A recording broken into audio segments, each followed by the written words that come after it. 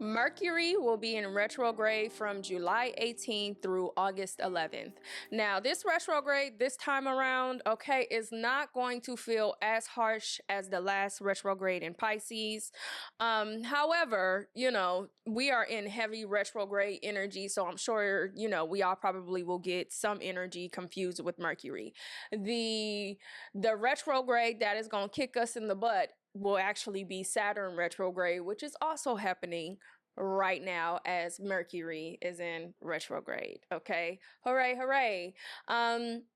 However, Mercury itself is not going to be so harsh. Okay, Mercury is not going to talk to many other planets while in retrograde, so we are fortunate enough to have at least that. Okay, there are two aspects that happen while Mercury directly to Mercury while Mercury is in retrograde.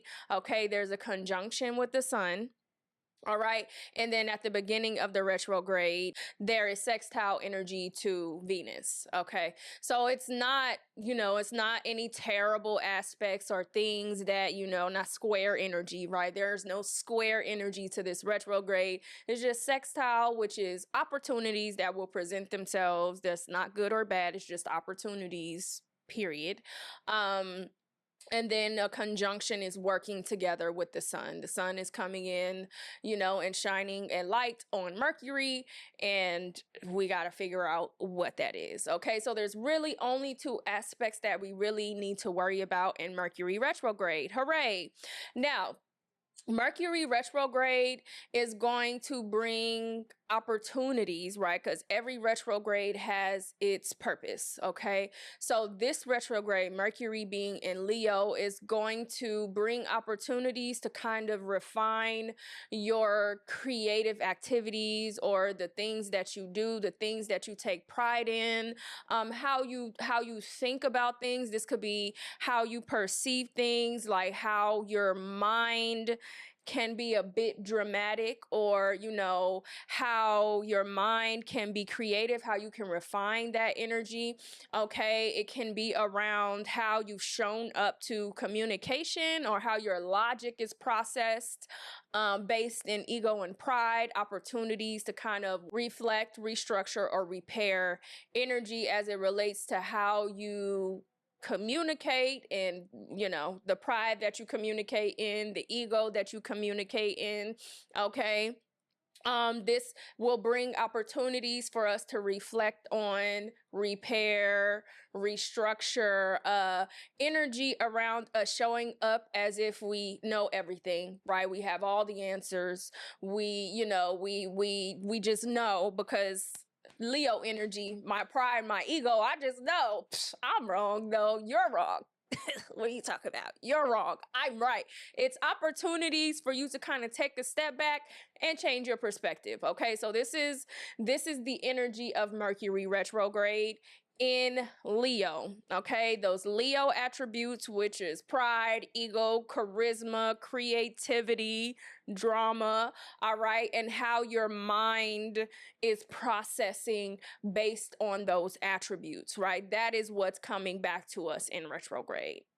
So let's jump right into the signs. Again, I'm going to do my whole spiel. This will be most accurate if you look at this based on your rising sign, okay? Because this will encompass where this energy will show up in your life, okay? But if you want to look at this from your sun or your moon sign, your sun sign would be in relation to your perspective, your focus, your attitude, your ego, and your pride, okay? And if you're looking at this from a moon perspective, this will be reflective in like your home, your internal security, your instincts, and your intuition and your emotions. Okay, so that's how you will process it. But your rising sign, right, is most accurate to understand where or what will be popping up.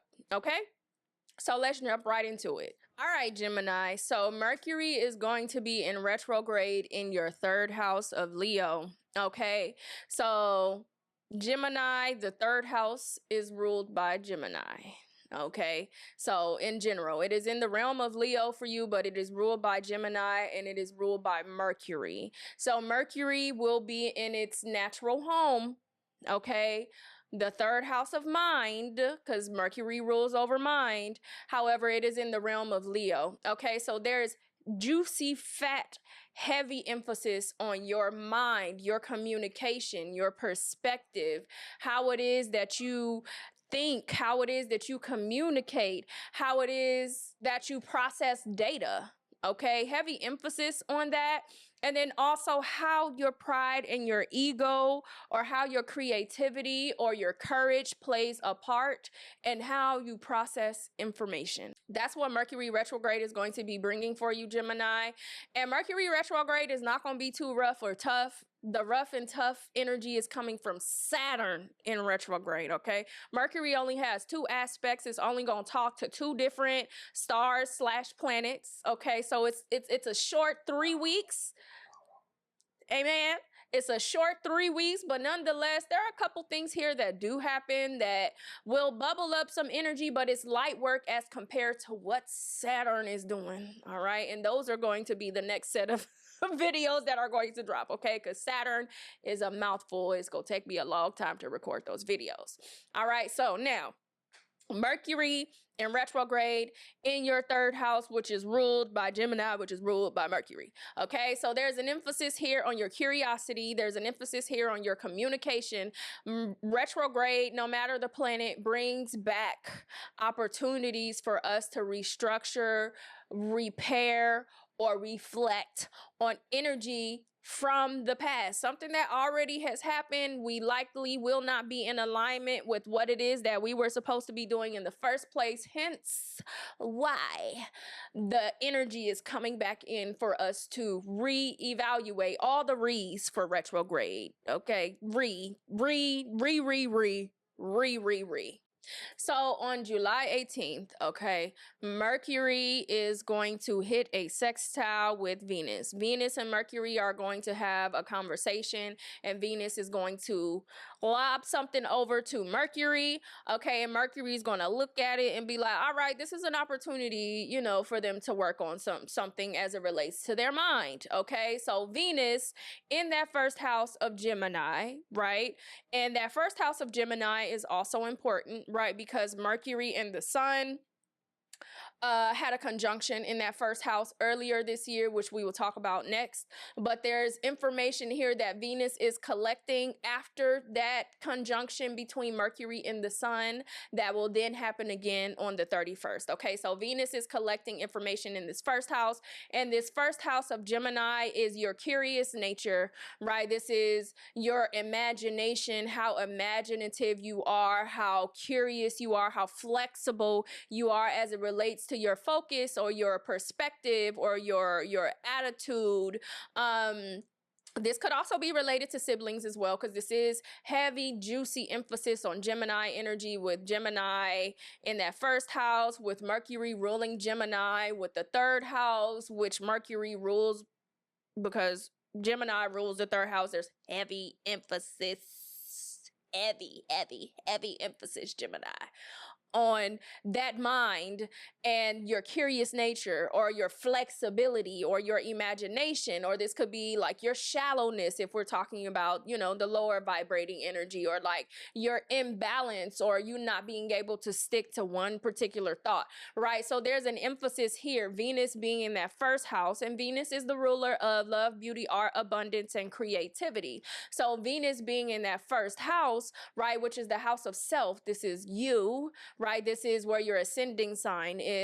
This is, you know, your soul's purpose. This is your focus. This is your attitude, all that good stuff, right? So Venus is now sending information to Mercury, right? Venus is taking something from this realm of your life and sending it over to Mercury in your third house, which is your mind, right? She's like, okay, so based on what's going on over here, right, this is something that they can work on.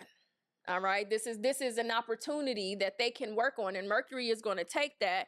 And with Mercury in retrograde, is likely something that has already happened. And again, it's likely something that happened around the end of May, right?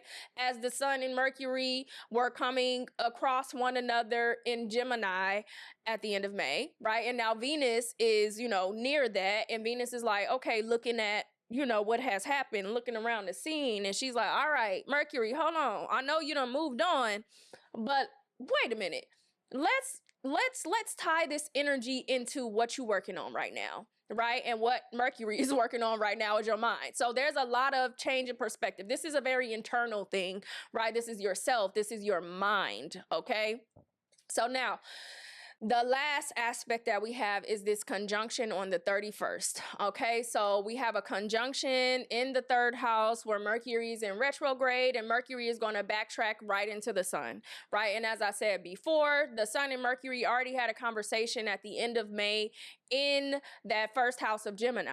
Okay, they already talked. Now they're coming back together again after having separated for this time, right? And Mercury's like, so what's going on, in my wake? I know I done left you in the dust, all right? But what happened back there? Because at this point, the sun will have traveled through your first house of Gemini, your second house of Cancer, and it's now made it to your third house of Leo. Okay, so now the sun is going to be shining a light on, what's going on. The sun is coming in with its flashlight and, pointing it in those corners that got dust in it that you need to look at. And Mercury's like, yeah, you're right. I need to clean that up right there too. I need to clean that up right there too. So with this being in your third house again, which is juicy, fat, heavy emphasis on your mind, right? This is again how your pride and your ego, how your courage, how your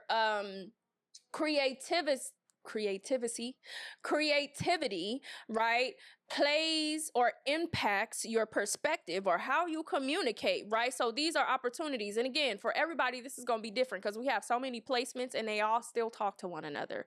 And again, Saturn is in retrograde.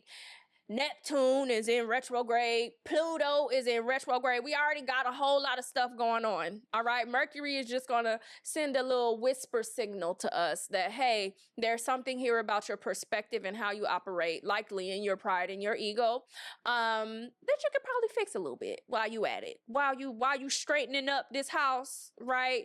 That is, chaotic. Now, we in retrograde and we got to look at all of this stuff because all of these planets are in retrograde. There's just a little bit of extra you need to look at. That's it. It's just your mind. That's it. That's all. It's an internal thing though. Okay. It's about changing your perspective, Gemini. Okay. So again, after we hit that conjunction, we're done. Okay, there's no more aspects. Mercury is chilling by Mercury's self. Now, eventually, Mercury is going to go back direct, and then it's going to start running after the sun, and the sun and Mercury are going to have another conversation. Okay, but that's later this year. We can talk about that later. That's it for Mercury retrograde. Okay, Gemini, I hope this reaches you well.